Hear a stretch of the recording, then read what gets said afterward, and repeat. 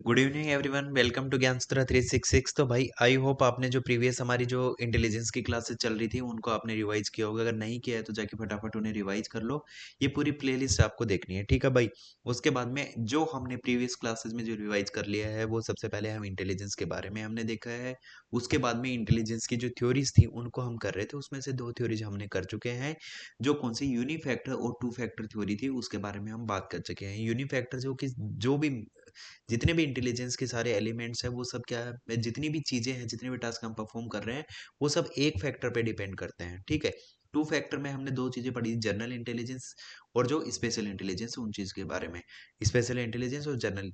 तो जनरल के अंदर हम कौन सी चीजों के बारे में पढ़ रहे थे, जो स्पेक्टिकल था और जनरल था। जनरल के अंदर हम जो जितने भी टास्क है उनका जो ओवरव्यू है, जितने भी टास्क हम परफॉर्म करते हैं उन सब चीजों के बारे में, जो जनरल इंटेलिजेंस एनालाइज करने में, किसी चीज को आइडेंटिफाई करने में, प्रॉब्लम सॉल्विंग, इन सब चीज में।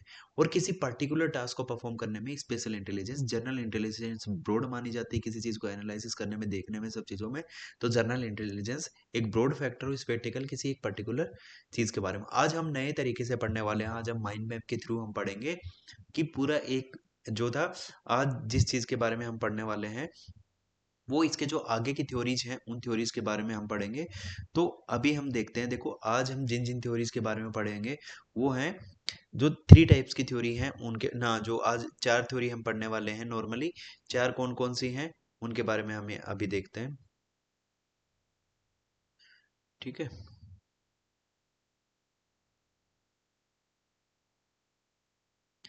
तो ठीक है भाई, स्टार्ट करते हैं। देखो आज है ना, जितनी भी थ्योरीज हम ऑलरेडी कवर कर चुके हैं उनसे आगे की बात करते हैं। तो देखो हमने सिंगल फैक्टर मतलब यूनिफैक्टर देख लिया कि इंटेलिजेंस के लिए रिस्पॉन्सिबल एक फैक्टर होगा। इंटेलिजेंस के लिए रिस्पॉन्सिबल दो फैक्टर, जनरल और स्पेक्टिकल, दो फैक्टर हमने देख लिए।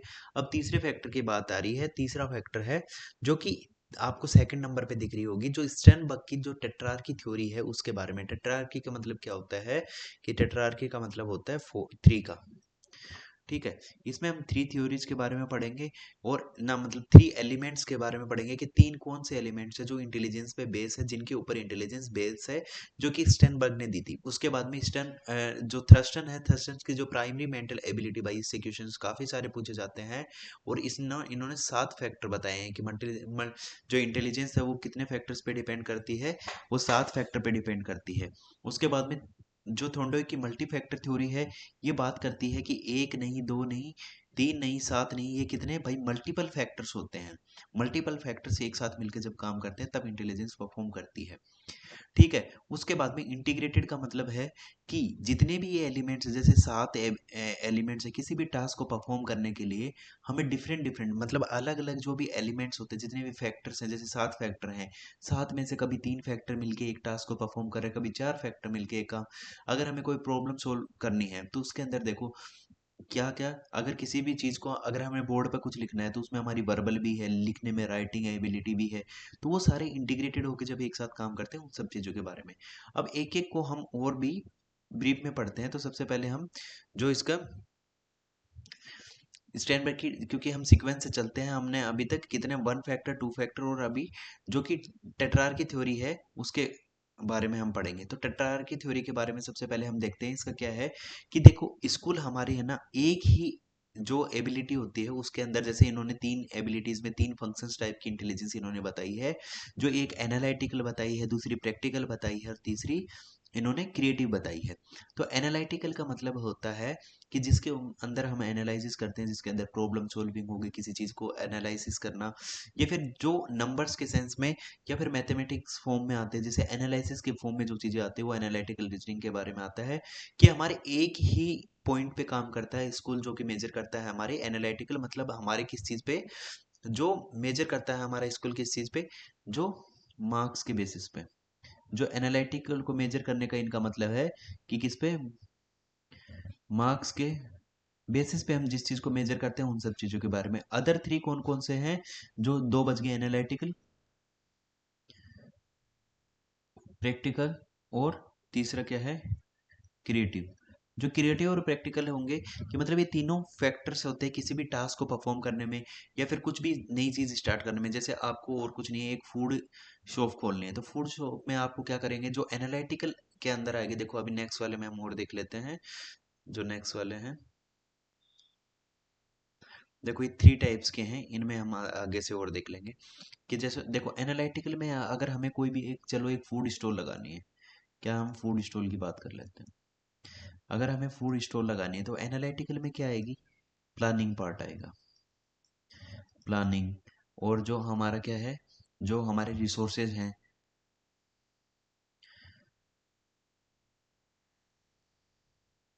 रिसोर्सेज को एलोकेट करने में, उन सब चीज़ों में जो हमारी जो प्लानिंग का पार्ट है वो एनालिटिकल में आएगा। क्रिएटिव के अंदर कि हमारा मेन्यू डिजाइन, मेन्यू डिजाइन, या फिर जो उसे प्लेस, कि किस प्लेस पे, मतलब किस टाइप की उसे डिजाइन करनी है, कार्ट हमें कैसी बनवानी है, कार्ट डिजाइन, कि जो चीजें क्रिएटिव मतलब जो हटके यूनिक वे में, जो किस चीज में यूनिक वे में जिस चीज के बारे में हम सोचते हैं वो क्रिएटिव है, क्रिएटिविटी जहाँ पे इन्वॉल्व होगी वहां पे।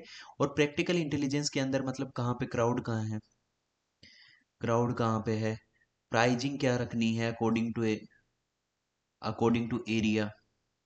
प्रैक्टिकल लाइफ मतलब ये प्रैक्टिकल इंटेलिजेंस कौन सा, रियल लाइफ बेस है, कि मतलब अगर आपने वही शॉप दिल्ली में खोली है और वही अगर किसी थोड़े से और रूरल एरिया में अगर वो शॉप खोली हो, तो उसमें एक क्या चीज मिलेगी आपको, कि एक मेट्रो सिटी में और एक स्मॉल सिटी में प्राइस डिफरेंस आपको देखना पड़ेगा, क्वालिटी का आपको देखने पड़ेगा, क्लीनिनेस हाइजीन सब चीजों के बारे में। और आपको मतलब एक क्राउडेड एरिया आपको कॉलेज के पास खोलनी है, आपने एक दुकान खोल ली जो कि शहर से बाहर है, फूड स्टॉल, वहां कौन आएगा। एक आपने बिल्कुल कॉलेज से जस्ट निकलते ही खोल ली, या फिर कोई ऐसी जगह पे जहाँ पे काफी क्राउड हो, वो सब चीजें जो कौन सी आपके प्रैक्टिकल इंटेलिजेंस पे वर्क करता है। तो देखो प्लानिंग में एनालिटिकल आ गई, उसके बाद में उसमें डिजाइनिंग में, उसको मेन्यू बनाने में, कुछ क्रिएटिव आइडियाज में मतलब उसकी डिजाइन करने में है, यूनिकनेस लेके आने में, मतलब कुछ डिफरेंट जो दूसरों से उसे डिफरेंट बनाए उस चीज में। उसके बाद में प्रैक्टिकल इंटेलिजेंस के अंदर रियल लाइफ में मतलब उसे जो उसका प्लेस कहाँ पे होगा, उसे लगानी कहाँ पे है कार्ड को, उसकी प्राइसिंग का एरिया क्या रखना, प्राइसिंग का जो मार्जिन है वो सब चीजें क्या रखना है, उन सब चीजों के ऊपर बेस होता है। ठीक है, तो आई होप यहाँ तक आपको समझ में आया होगा। देखो इसके बाद में एनालिटिकल के अंदर कौन से है, सोल्विंग द एकेडमिक प्रॉब्लम और लॉजिकल और रिवोल्यूशन, कि मतलब हम एकेडमिक्स प्रॉब्लम के साथ साथ किसी चीज की प्लानिंग प्रोडिंग लॉजिक के साथ हम किसी चीज को किसी टास्क को परफॉर्म करते हैं, वो सब चीजें। उसके बाद में जो क्रिएटिव में क्या है कि प्रोड्यूसिंग न्यू आइडिया और थिंकिंग डिफरेंटली, कि मतलब दूसरों से हट के सोचना और नए आइडिया को प्रोड्यूस करना। और प्रैक्टिकल इंटेलिजेंस किस चीज पे डिपेंड करती है, applying knowledge in the real life, street smart और अडेप्टिंग टू इन्वायरमेंट, कि applying new knowledge in the real life, कि मतलब जो हमने फूड कार्ट लगाई थी, कि वो रियल लाइफ में मतलब उसको कैसा रहेगा, कौन सी जगह पे लगाना है, मतलब लोग कितने आएंगे वहां पे, क्राउड कितना आएगा, हमारी सेल होगी या नहीं होगी, उन सब चीज पे स्ट्रीट स्मार्ट वो मतलब जुगाड़ टाइप से, जो जिसे हम बोलते हैं कि किसी रियल लाइफ प्रॉब्लम में अच्छे से सॉल्यूशन करना, कि एक बच्चा जरूरी नहीं है कि उसके मार्क्स अच्छे आ रहे हो, बट जैसे ही वो रियल वर्ल्ड में आता है, लोगों को कन्विंसिंग करने की स्किल, उसको बोलने की एबिलिटी, वो सब चीजें कौन सी स्ट्रीट स्मार्ट में आती है, जो प्रैक्टिकल इंटेलिजेंस में आएंगी। और जो ability to adapting to environment, कि एडेप्टिंग टू एनवायरनमेंट में क्या है, कि इंटेलिजेंस का बहुत बड़ा पार्ट है कि मतलब आप एडजस्टमेंट कर सकते हो या नहीं कर सकते हो, न्यू इन्वायरमेंट में जाते हो तो आप कैसा परफॉर्म करते हो, वहां पे आप चीजों को ग्रैब कर पाते हो या नहीं कर पाते, कि आपको होम सिकनेस वगैरह नहीं हो, तो वो सब चीजें आपका डिपेंड करता है। ठीक है, उसके बाद में जो इसकी एप्लीकेशन है, एप्लीकेशन पे बात कर लेते हैं, hiring based on the practical plus creativity capacity. देखो और introduce real life problem handling task. ठीक है, अब हायरिंग बेस पे क्या होगा, कि जब भी आपकी हायरिंग हो, मतलब किसी भी कंपनी में कोई भी हायरिंग होती है, वो only note based, only marks, कि मार्क्स के बेसिस पे कभी भी हायरिंग नहीं होती। हायरिंग का मतलब है कि एक बंदे को जो प्रैक्टिकल और क्रिएटिविटी एबिलिटी, देखो एनालिटिकल आपके मार्क्स के बेसिस पे जज कर सकते हैं, एनालिटिकल आपके किस पे मार्क्स के बेस पे जज कर सकते हैं, बट आपके प्रैक्टिकल और क्रिएटिविटी एबिलिटी, जैसे इसका आपका कौन सा है, एप्टीट्यूड टेस्ट, एप्टीट्यूड टेस्ट आ गया, आपका प्लेसमेंट टेस्ट हो गया, तो उसके अंदर कौन सा, आपको रियल लाइफ बेस्ड क्वेश्चन पूछे जाएंगे, आपको केस स्टडीज, इन सब चीजों पे काम करवाया जाएगा, इन सब चीजों के बारे में। और introduce the real life problem handling task, कि आपको कोई सिचुएशन दे दी या फिर आपको रियल लाइफ में कोई भी प्रॉब्लम अगर आपको दे दी कि जाके ये टास्क है, ये परफॉर्म करना है, ये या फिर ये चीज़ का सॉल्यूशन मतलब कि आपको 10 प्रोडक्ट हैं ये सेल करके आने हैं, या फिर किसी भी टाइप की वो हो सकती है, या फिर आपको क्लास दे दी कि 10 दिन में या फिर 1 मंथ के अंदर इस क्लास में जितना आउटपुट है, बेस्ट आउटपुट है, वो सब चीज़ें निकाल के लेके आना। आपको आइडेंटिफाई करना बच्चों के अंदर कौन से गैप हैं उन सब चीज़ों के। ठीक है, तो भाई यहाँ पे हमारी कौन सी जो स्टर्नबर्ग की जो टेट्रार्की थ्योरी है वो खत्म होती है। अब हम कौन सी, तो थ्रस्टन की जो मेंटल एबिलिटी है उस चीज के प्राइमरी मेंटल एबिलिटी, देखो इस नाम को याद रखना कि थ्रस्टन की जो कौन सी प्राइमरी मेंटल एबिलिटी है, इस चीज को आपको अच्छे से याद रखना है क्योंकि इससे काफी सारे क्वेश्चन आपसे पूछे जाते हैं। प्राइमरी मेंटल एबिलिटी के बारे में अभी हम पढ़ने जा रहे हैं। तो प्राइमरी मेंटल एबिलिटी में कौन से इन्होंने क्या है कि इन्होंने डिनाई किया था किस चीज के बेसिस पे, कि जो इनकी जो रिजेक्ट किया था, जो स्पेयरमैन की जो इन्होंने सिंगल फैक्टर थ्योरी थी या जनरल थ्योरी थी, जनरल फैक्टर को, और उन्होंने जो स्पेयरमैन की जो सिंगल फैक्टर थ्योरी थी उन सब चीजों को दोनों को रिजेक्ट किया था कि इंटेलिजेंस 7 सेपरेट मेंटल इंजन्स, कि इंटेलिजेंस किसी एक फैक्टर पे डिपेंडेंट नहीं होती, इंटेलिजेंस के कितने, इंटेलिजेंस 7 फैक्टर्स पे डिपेंड करती है। वो 7 फैक्टर्स कौन कौन से हैं, उन 7 फैक्टर्स के बारे में अभी हम देख रहे हैं। तो वो 7 फैक्टर कौन से हैं कि भाई देखो, वर्बल में कौन सा, जिसका स्पीकिंग के लिए आ गया कि आपको वर्ड पे कितना कंट्रोल है, कि आप कितनी इफेक्टिव वोकैब यूज कर सकते हो, कितने इफेक्टिवली लोगों को कन्विंस कर सकते हो। वर्ड फ्लुएंसी कि मतलब आपका पिच, आपके बोलने का तरीका, आपका लहजा, आपका वर्ड फ्लुएंसी कैसे है, मतलब आप फ्लुएंट बोल पाते हैं नहीं बोल पाते, आपका मतलब टोन कैसा है। ठीक है, जो नंबर एबिलिटी है वो कौन से, मैथमेटिक्स, मैथ से, रीजनिंग से। स्पेक्टिकल एबिलिटी मतलब आपके मैप्स वगैरह उन सब चीज़ों से, डिजाइन से, उन सब चीज़ों से। मेमोरी आपको, जो आपके मेमोरी से रिलेटेड है, आपके कितना ज़्यादा मेमोराइजेशन कर सकते हैं चीज़ों को। प्री कैप्चर स्टेट के मतलब आप जैसे कि आप किसी चीज़ को कितनी जल्दी कैलकुलेट, किसी रियल लाइफ सिचुएशन में कि आप कितनी जल्दी कैलकुलेट कर सकते हो उसको स्पीड, कि मतलब किसी चीज़ को देख के, मतलब आपकी स्कैनिंग, स्कैनिंग स्पीड की बात हो रही है कि आप किसी चीज़ को देख के कितनी जल्दी एनालिसिस कर सकते हो, उसको क्या बोलते हैं, प्री कैप्चुअल स्पीड बोलते हैं। कि आप कितनी जल्दी, कि मतलब आपने देखा कि एक आप क्रिकेट खेल रहे हो, क्रिकेट खेल रहे हो, तो क्रिकेट खेलते खेलते एक बॉल आई, उस बॉल को आप कितनी जल्दी कैलकुलेट करके उस बॉल के नीचे पहुंच सकते हो कि आप कैच ले सको। या फिर आप किसी जैसे आपको कोई पैराग्राफ दे दिया, उस पैराग्राफ को कितनी जल्दी स्कैन करके आप उस चीज को बता सकते हो कि किस चीज से रिलेटेड है। रीजनिंग का मतलब किसी भी चीज के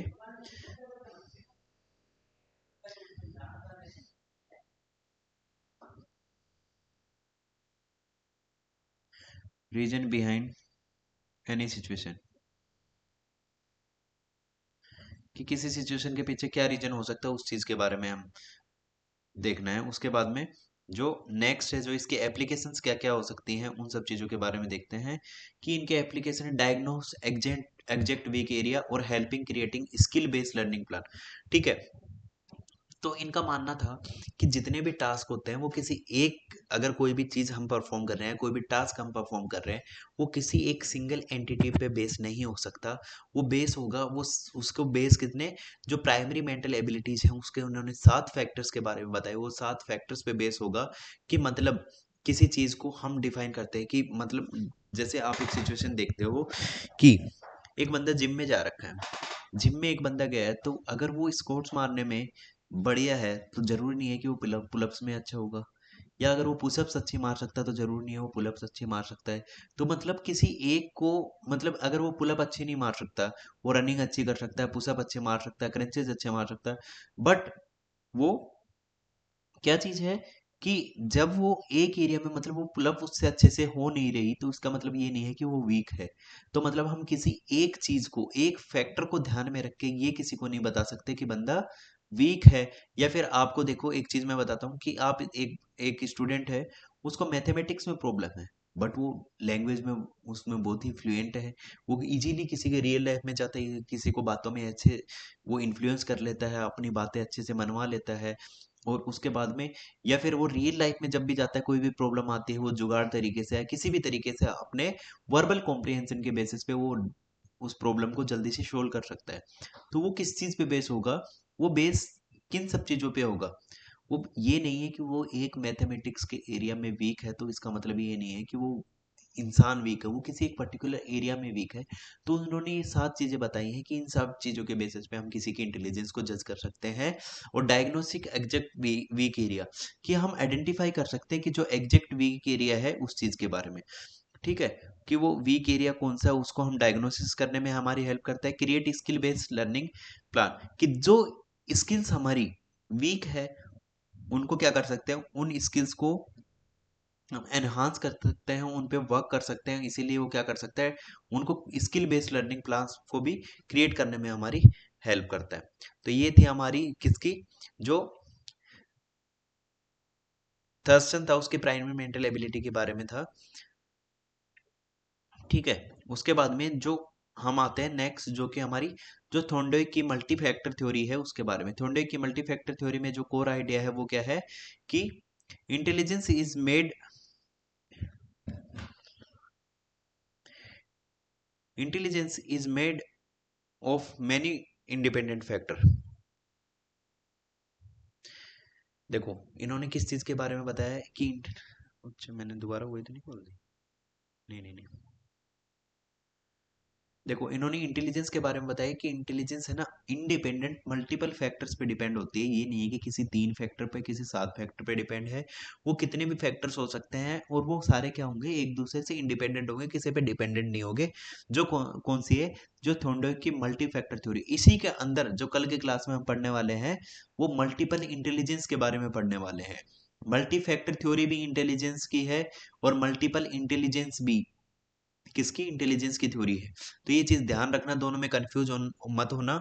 उसके अंदर फिक्स है 8 टाइप्स, इसके अंदर फिक्स नहीं है, इसके अंदर कितने भी हो सकते हैं। और ठीक है, इसके 3 मेन टाइप्स इन्होंने बताए हैं, अब्स्ट्रैक्ट इंटेलिजेंस, मैकेनिकल इंटेलिजेंस, और इनको फर्दर 2-3 चीजों से मिलकर बने हैं। जो 3 मेन टाइप्स इन्होंने बताए हैं सिंप्लीफाइड इनटू 3 मेन टाइप्स, कि अब्स्ट्रैक्ट इंटेलिजेंस, मैकेनिकल इंटेलिजेंस और सोशल इंटेलिजेंस। अब्स्ट्रैक्ट से मतलब कि किसी मूर्त चीज के पीछे या फिर किसी लॉजिक के पीछे, रीजनिंग के पीछे, और हर एक चीज उसके पीछे हो। मैकेनिकल मतलब किसी मैकेनिकल टास्क परफॉर्म करने में, उन सब चीजों। और सोशल इंटेलिजेंस मतलब इंटीग्रेशन सोसाइटी में हम कैसे कर सकते हैं, उन सब चीजों के बारे में है।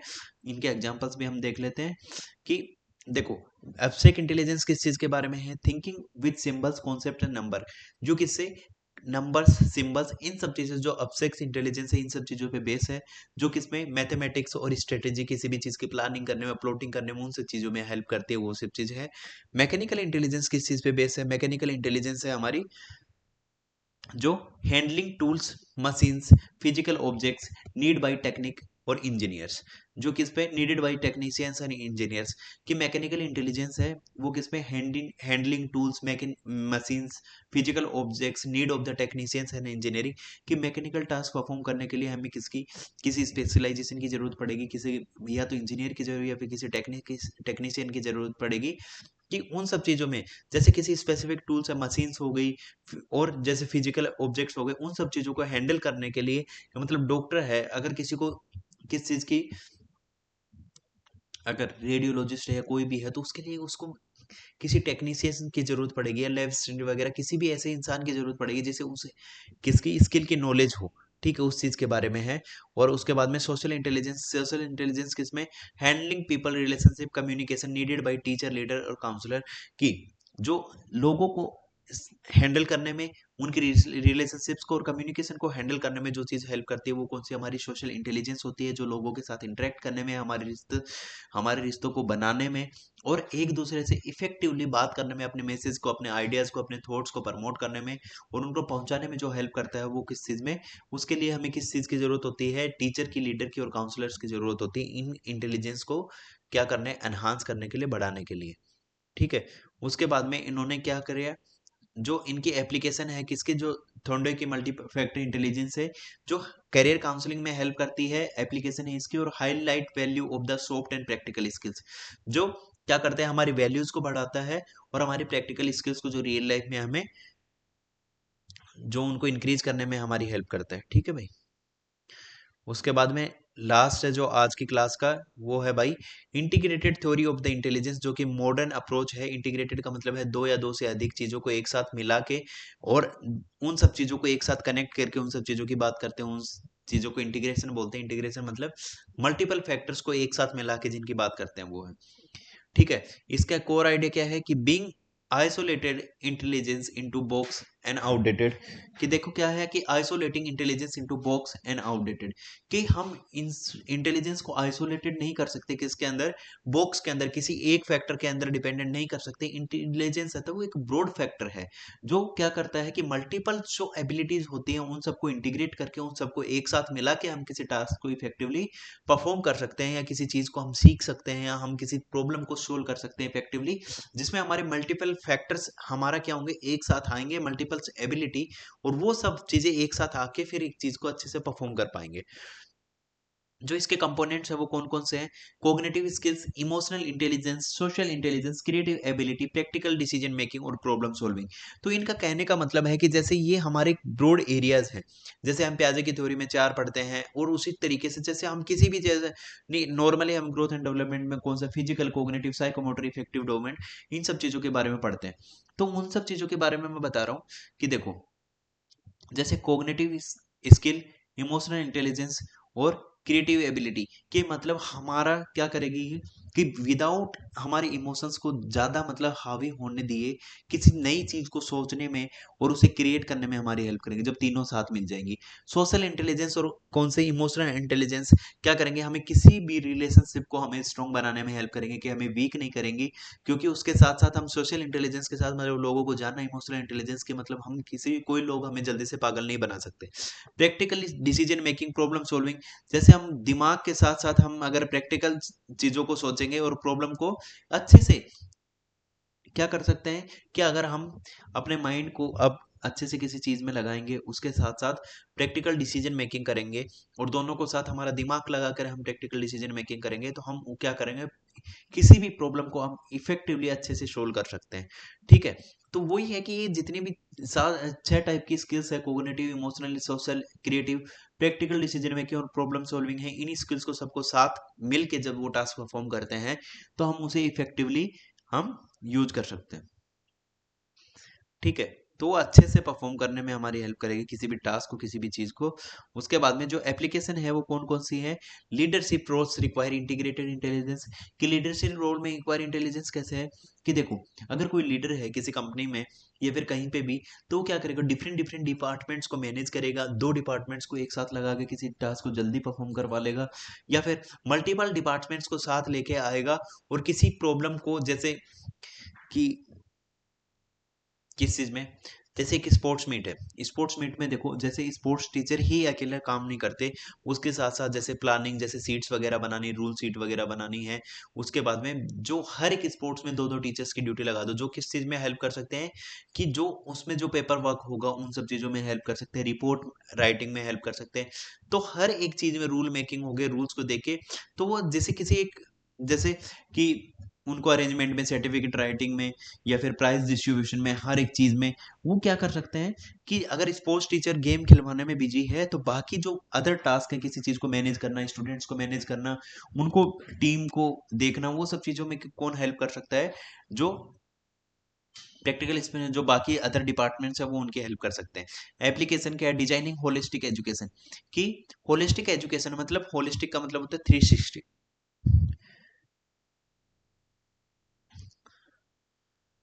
कि 360 हो गया, कि मतलब 360 में जो हमारा कौन सा, फिजिकल,